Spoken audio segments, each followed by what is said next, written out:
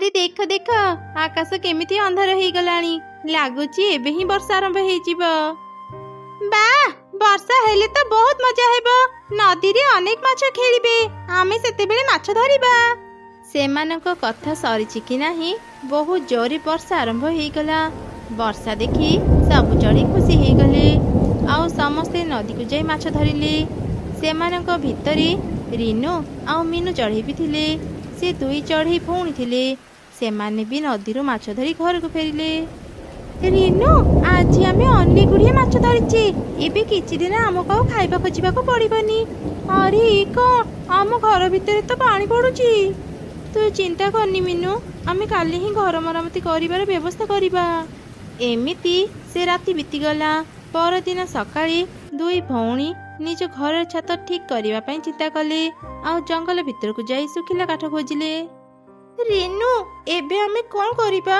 ଏତେ ଖୋଜିଲା ପରେ ବି ଆମେ ଶୁଖିଲା କାଠ ପାଇଲେନି। ଏବେ ଆମେ ଘର ମରାମତି କେମିତି କରିବା? ସେ ଦୁଇ ଜଣ ଏପରି କଥା ହେବା ସମୟରେ ହିଁ ମିଟୁ କିଛି ଶୁଖିଲା କାଠ ଧରି ସେଠାକୁ ଆସିଲା। ଆରେ ରିନୁ ମିନୁ, ତମେ ଦୁଇ ଜଣ ଏଠି କଣ କରୁଛ? ନିଜ ଘର ମରାମତି କରିବନି କି? ମିଟୁ, ଆଜି ଆମେ ଘର ମରାମତି କରିବା ପାଇଁ ଜଙ୍ଗଲରେ ଶୁଖିଲା କାଠ ଖୋଜୁଥିଲୁ, ହେଲେ କୋଉଠି ବି ଭଲ କାଠ ପାଇଲୁନି। ଏଠାରୁ କିଛି ଦୂରରେ କାଉ ଆଉ ତାର ସ୍ତ୍ରୀ ଶୁଖିଲା କାଠ ବିକ୍ରି କରୁଛନ୍ତି। ଏଇ ଦେଖ, ମୁଁ ତାଙ୍କ ପାଖରୁ ଶୁଖିଲା କାଠ କିଣି ଆଣିଛି। ତମେ ମାନେ ବି ଯାଅ, ତାଙ୍କ ପାଖରୁ ଶୁଖିଲା କାଠ ନେଇ ଆସିବ। ଏମିତି ଶୁଣି ମିନୁ ଆଉ ରିନୁ କାଉ ମାନଙ୍କ ପାଖରୁ ଶୁଖିଲା କାଠ କିଣିବା ପାଇଁ ଚାଲିଗଲେ। ସେପଟେ ଆରେ ତମେ ଦେଖିଲ ମୁଁ କେମିତି ସେ ମିଟୁକୁ ବୋକା ବନେଇ ଆମର ଖରାପ କାଠ ବିକ୍ରି କରିଦେଲି। ହଁ, ଯେତେବେଳେ ବର୍ଷା ହେବ ମିଟୁର ଘର ଭାଙ୍ଗିଯିବ। ସେ ପୁଣି ଥରେ ଆମ ପାଖକୁ କାଠ କିଣିବାକୁ ଆସିବ। ଆମେ ପୁଣି ତାକୁ ଖରାପ କାଠ ବିକ୍ରି କରିଦେବା ଆଉ 2 ଗଣା ଟଙ୍କା ରୋଜଗାର କରିବା। ଆମେ ଶୁଣିଲୁ ତମେ ମାନେ ଶୁଖିଲା କାଠ ବିକ୍ରି କରୁଛ। ଆମେ ବି ତୁମ ପାଖରୁ ଶୁଖିଲା କାଠ କିଣିବାକୁ ଆସିଛୁ। ସେମାନଙ୍କ କଥା ଶୁଣି ଦୁଇ କାଉ ଖୁବ୍ ଖୁସି ହେଇଗଲେ ଆଉ ତାଙ୍କୁ ବି ଖରାପ ଶୁଖିଲା କାଠ ବିକ୍ରି କଲେ। କାଠ ନେଇ ଦୁଇ ଭଉଣୀ ଘରକୁ ଫେରିଲେ ଆଉ ନିଜ ଘରକୁ ମରାମତି କଲେ। ମିଟୁ ବି ନିଜ ଘରକୁ ମରାମତି କରି ନେଇଥିଲା। ଏମିତି 2 ଦିନ ବିତିଗଲା। ଦିନେ ଜଙ୍ଗଲରେ ପ୍ରବଳ ବର୍ଷା ହେଲା। ଆରେ ଦେଖ ଦେଖ, ବର୍ଷା ଆରମ୍ଭ ହେଇଗଲାଣି। ଯୋଉ ଚଢ଼େଇ ମାନେ ଆମଠୁ ଶୁଖିଲା କାଠ କିଣିଥିଲେ ଏବେ ତାଙ୍କ ଘର ଭାଙ୍ଗିଯିବ। କାଉ ସ୍ତ୍ରୀର କଥା ସରିଛି କି ନାହିଁ ମିଟୁର ଘର ଭାଙ୍ଗି ତଳେ ପଡ଼ିଗଲା। ଶୁଣିଲୁ, ଏ ଶବ୍ଦ ନିଶ୍ଚୟ କାହାର ଘର ଭାଙ୍ଗିବାର। ହଁ ହଁ, ମୁଁ ଶୁଣିପାରିଲି। ଏବେ ସେମାନେ ପୁଣି ଆମ ପାଖରୁ ଆସି କାଠ କିଣିବେ। ଯା ହଉ, ଏ ବର୍ଷାରେ ସବୁ ଖରାପ କାଠ ବିକ୍ରି ହେଇଯିବ। ଏବେ ତ ମୁଁ ଆମ କାଠର ଦାମ ଆହୁରି ବଢ଼େଇଦେବି। ଦୁଷ୍ଟ କାଉମାନେ ମୋତେ ଖରାପ କାଠ ବିକ୍ରି କରିଥିଲେ, ତାଙ୍କ ପାଇଁ ମୋ ଘର ଭାଙ୍ଗିଗଲା। ଏବେ ମୁଁ କୋଉଠି ଆଶ୍ରୟ ନେବି? ଏମିତି ଚିନ୍ତା କରି ମିଟୁ ଆଶ୍ରୟ ପାଇଁ ଚଢ଼େଇଙ୍କ ଘରକୁ ଗଲା। ହେଲେ ସେ ଦେଖିଲା ରିନୁ ଆଉ ମିନୁ ବି ନିଜ ଭଙ୍ଗା ଘର ଉପରେ ବସି କାନ୍ଦୁଛନ୍ତି। ଏ ବର୍ଷାରେ ଆମ ସମସ୍ତଙ୍କ ଘର ଭାଙ୍ଗିଗଲା। ଏବେ ଆମେ କଣ କରିବା? କୋଉଠି ଯାଇ ଆଶ୍ରୟ ନେବା? ସେ ଦୁଷ୍ଟ କାଉମାନେ ଆମକୁ ଖରାପ କାଠ ବିକ୍ରି କରିବା ଯୋଗୁଁ ଆମ ଘର ଭାଙ୍ଗିଗଲା। ସେମାନଙ୍କ ଘରକୁ ଦେଖ, ତାଙ୍କ ଘର ପୁରାପୁରି ଠିକ୍ ଅଛି। ଚାଲ ଆମେ ତାଙ୍କ ଘରକୁ ଯିବା ଆଉ ତାଙ୍କ ଘରେ ହିଁ ଆଶ୍ରୟ ନେବା। ତାପରେ ସେ 3 ଜଣ କାଉମାନଙ୍କ ଘରକୁ ଗଲେ ଆଉ ତାଙ୍କ ଘରର କବାଟ ବାଡ଼ିଲେ। ଆରେ ସେ ଦୁଇ ଚଢ଼େଇ ଆଉ ମିଟୁ ଆମ ଘରକୁ ଆସିଛନ୍ତି। ଲାଗୁଛି ଏମାନଙ୍କର ଘର ଭାଙ୍ଗି ଯାଇଛି। ଚାଲ ଚାଲ ବାହାରକୁ ଯିବା। ଏମାନେ ବୋଧେ ପୁଣି କାଠ କିଣିବାକୁ ଆସିଛନ୍ତି। କଣ ହେଲା, ତମେ ମାନେ ଏଇ ସମୟରେ ଆମ ଘରକୁ ଆସିଲ? ତମ ଦୁଇ ଜଣଙ୍କ ପାଇଁ ଆମେ ଏତେ ହଇରାଣ ହେଉଛୁ। ତମେ ମାନେ ଆମକୁ ଖରାପ କାଠ ବିକ୍ରି କରିଥିଲ, ସେଥିପାଇଁ ବର୍ଷାରେ ଆମ ଘର ଭାଙ୍ଗିଗଲା। ଆଚ୍ଛା, ତ ଆଉ ଥରେ କାଠ ନେଇଯାଅ, ନିଜ ଘର ମରାମତି କରିନେବ। ନା ନା, ଆମେ ଆଉ ତମମାନଙ୍କଠୁ କାଠ ନେବୁନି। ବର୍ଷା ଛାଡ଼ିବା ଯାଏ ଆମକୁ ତୁମ ଘରେ ରହିବାକୁ ଦିଅ। ବର୍ଷା ଛାଡ଼ିଗଲେ ଆମେ ଜଙ୍ଗଲ ଭିତରୁ ମଜବୁତ କାଠ ଆଣି ଘର ତିଆରି କରିବୁ। ଆରେ ଶୁଣ ଶୁଣ, ଏମାନେ କଣ କହୁଛନ୍ତି? ଏମାନେ ଆମ ଘରେ ରହିବେ। ତମମାନଙ୍କୁ ଆମ ଘର ଦେଇ ଆମେ କଣ ଗଛ ଡାଳରେ ଯାଇ ରହିବୁ? ଆମ ଘରେ ଏତେ ଜାଗା ନାହିଁ। ଯାଅ ଯାଅ, ଆଉ କୋଉଠିକି ଯାଅ। ତମେ ଦୁଇ ଜଣ ବହୁତ ବଡ଼ ସ୍ୱାର୍ଥପର। ତମମାନଙ୍କ ପାଇଁ ଆଜି ଆମେ ଏ ଅସୁବିଧାରେ ପଡ଼ିଲୁ, ହେଲେ ତମେମାନେ ଆମକୁ ସାହାଯ୍ୟ କରୁନ। ଯାଅ ଯାଅ, ଆମକୁ ଆଉ ଭାଷଣ ଶୁଣାଅନି। ଚାଲ ରିନୁ, ଆମେ ଏଠୁ ଚାଲିଯିବା। ଏମାନଙ୍କୁ କହି କିଛି ଲାଭ ନାହିଁ। ତମେ ଦୁଇ କାଉ ମନେ ରଖ, ଯିଏ ଅନ୍ୟର କ୍ଷତି ଚାହେଁ ତାର ନିଜର ହିଁ କ୍ଷତି ହୁଏ। ତାପରେ ମିଟୁ, ରିନୁ ଆଉ ମିନୁ ସେଠାରୁ ଚାଲିଗଲେ। ସେମାନେ ବର୍ଷାରୁ ରକ୍ଷା ପାଇବା ପାଇଁ ଆଶ୍ରୟ ଖୋଜୁଥିଲେ। ସେତେବେଳେ ସେମାନେ ଏକ ଘର ଦେଖିଲେ। ଆଉ ସେ ଘର ପାଖକୁ ଗଲେ। ଭିତରେ କିଏ ଅଛନ୍ତି?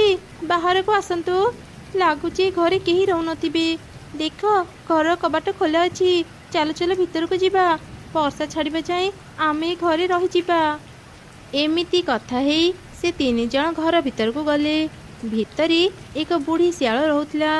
ତାକୁ ଦେଖି ତ ସବୁ ଚଢ଼େଇ ଖୁବ୍ ଡରିଗଲେ। ନା ନା, ଭୟ କରନି, ମୁଁ କାହାର ବି କ୍ଷତି କରିବିନି। ମୁଁ ତ ଗୋଟେ ବୁଢ଼ୀ ଶିଆଳ। ମୁଁ ତମମାନଙ୍କର କେମିତି କ୍ଷତି କରିବି? ମୁଁ ସବୁବେଳେ ସମସ୍ତଙ୍କୁ ସାହାଯ୍ୟ କରେ। ସେଥିପାଇଁ ମୋ ଘର କବାଟ ଖୋଲା ରଖିଥାଏ। ଯିଏ ବି ମୋ ଘରକୁ ଆସନ୍ତି ମୁଁ ତାଙ୍କୁ ସାହାଯ୍ୟ କରେ। ତମେମାନେ ମୋ ଘରେ ଆଶ୍ରୟ ନେଇପାରିବ। ରିନୁ, ଏ ଶିଆଳକୁ ଦେଖି ମୋତେ ଭାରି ଡର ଲାଗୁଛି। ଆମେ ଏଠି ରହିବାନି। ଚାଲ ଏଠୁ ପଳେଇବା। ଆରେ ଚଢ଼େଇ, ତୁ ମୋତେ ଦେଖି ଡରୁଛୁ କ'ଣ ପାଇଁ? ମୋର ତ ବୟସ ହେଲାଣି। ମୁଁ ତମମାନଙ୍କର କିଛି କ୍ଷତି କରିବିନି। ତମେମାନେ ଯେତେ ଦିନ ଚାହିଁବ ଏ ଘରେ ରହିପାରିବ। ଆରେ ମିନୁ, ତୁ ଶିଆଳ ମାଉସୀଙ୍କୁ ଡରନି। ସେ ଆମର କିଛି କ୍ଷତି କରିବେନି। ଆମେ ଆଜି ରାତି ଏଠି ରହିଯିବା। ସକାଳେ ଏଠୁ ଚାଲିଯିବା। ଏମିତି କଥା ହେଇ ସେମାନେ ସେଇ ରାତି ସେଠି ରହିଗଲେ। ରିନୁ ଆଉ ମିଟୁ ବହୁତ ଥକି ଯାଇଥିଲେ। ସେମାନେ ଶୀଘ୍ର ହିଁ ଶୋଇପଡ଼ିଲେ। ହେଲେ ମିନୁ ଭୟରେ ଶୋଇପାରିଲାନି। ହଠାତ୍ ସେ ଶୁଣିଲା, ଲାଗୁଛି ଏମାନେ ଶୋଇପଡ଼ିଲେଣି। ଯାଏ, ଏବେ ମୋ ଜାଲ ନେଇ ଆସି 3 ଜଣଙ୍କୁ ଏକା ସାଙ୍ଗରେ ଧରି ମାରିଦେବି। ତାପରେ ଏମାନଙ୍କ ମାଂସ ଫ୍ରିଜରେ ରଖି ଅଳ୍ପ ଅଳ୍ପ କରି ଖାଇବି। ଏମିତି କହି ସେ ବୁଢ଼ୀ ଶିଆଳ ନିଜ ରୋଷେଇ ଘରକୁ ଗଲା। ସେ ଏକ ଜାଲ ଆଉ ଏକ ଛୁରୀ ବାହାର କଲା। ସେ ଛୁରୀକୁ ଧାର କରିବା ସମୟରେ ମିନୁ ତାର ପଛେ ପଛେ ସେଠାକୁ ଆସିଲା। ବାବା, ଆଜି ଦିନଟା ମୋ ପାଇଁ କେତେ ଭଲ। ମୁଁ ବୁଢ଼ୀ ହେବାରୁ ଆଉ ଶିକାର କରିବାକୁ ଯାଇପାରୁନଥିଲି। ଏତେ ଦିନ ପରେ ମୋତେ ଅନେକ ଚଢ଼େଇ ଏକା ସାଙ୍ଗରେ ଖାଇବାକୁ ମିଳିଗଲା। ଏବେ ଆଉ କିଛି ଦିନ ମୋତେ ଖାଇବା ଖୋଜିବାକୁ ପଡ଼ିବନି। ରିନୁ, ମିଟୁ, ଶୀଘ୍ର ଉଠ, ନହେଲେ ସେ ଶିଆଳ ଆମକୁ ଖାଇଦେବ। ମିନୁର ପାଟି ଶୁଣି ରିନୁ ଆଉ ମିଟୁ ଉଠି ପଡ଼ିଲେ। ସେମାନେ ବି ଶିଆଳର କଥା ଶୁଣିଲେ। ଆମକୁ ମାରିବା ପାଇଁ ସେ ବୁଢ଼ୀ ଶିଆଳ ଏକ ଛୁରୀ ଧାର କରୁଛି। ଚାଲ ଶୀଘ୍ର ଏଠୁ ପଳେଇବା। ଏମିତି ସେ 3 ଜଣ ଶୀଘ୍ର ଶିଆଳ ଘରୁ ବାହାରି ଆସିଲେ। ଯେତେବେଳେ ଶିଆଳ ବାହାରକୁ ଆସିଲା, ସେ କାହାକୁ ବି ଦେଖିବାକୁ ପାଇଲାନି। ଆରେ ଏ କ'ଣ? ସେ ଚଢ଼େଇମାନେ ଏଠୁ ଚାଲିଗଲେ।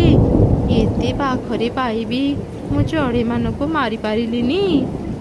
ଏମିତି କହି ବୁଢ଼ୀ ଶିଆଳ ମନ ଦୁଃଖ କଲା। ସେପଟେ ରିନୁ, ମିନୁ ଆଉ ମିଟୁ ବହୁତ ଜୋର ଜୋରରେ ଉଡ଼ୁଥିଲେ। ହଠାତ୍ ରାସ୍ତାରେ ସେମାନେ ଏକ କଖାରୁ ଘର ଦେଖିଲେ। ସେ ଘର ପୁରାପୁରି ଖାଲି ଥିଲା। ବର୍ଷାରୁ ରକ୍ଷା ପାଇବା ପାଇଁ ସେ ଘରେ 3 ଜଣ ଆଶ୍ରୟ ନେଲେ। ସେପଟେ ବର୍ଷାରେ କାଉମାନଙ୍କ ଘର ବି ଭାଙ୍ଗିଗଲା। କାଉ ସ୍ତ୍ରୀର ଲାଞ୍ଜ ଘର ତଳେ ଚାପି ହେଇଗଲା। ଆରେ କିଛି କର, ମୋତେ ଏଠୁ ବାହାର କର, ନହେଲେ ମୋ ଲାଞ୍ଜ ଛିଡ଼ିଯିବ। ଏ ଜଙ୍ଗଲରେ ଆଉ କେହି ବି ନାହାନ୍ତି। ବର୍ଷାରୁ ରକ୍ଷା ପାଇବା ପାଇଁ ସମସ୍ତେ ସୁରକ୍ଷିତ ଜାଗାକୁ ଚାଲି ଯାଇଛନ୍ତି। ଆମକୁ କିଏ ସାହାଯ୍ୟ କରିବ? ତତେ ବାହାର କରିବାକୁ ହେଲେ ଏବେ ତ ଲାଞ୍ଜକୁ କାଟିବାକୁ ହିଁ ପଡ଼ିବ। ଏମିତି ସେ 2 କାଉଙ୍କୁ ତାଙ୍କ ଭୁଲର ଶାସ୍ତି ମିଳିଗଲା। ସେପଟେ ବର୍ଷା ଛାଡ଼ିଲା ପରେ ରିନୁ, ମିନୁ ଆଉ ମିଟୁ ଜଙ୍ଗଲ ଭିତରୁ ମଜବୁତ କାଠ ଆଣି ଘର ତିଆରି କରି ରହିଲେ।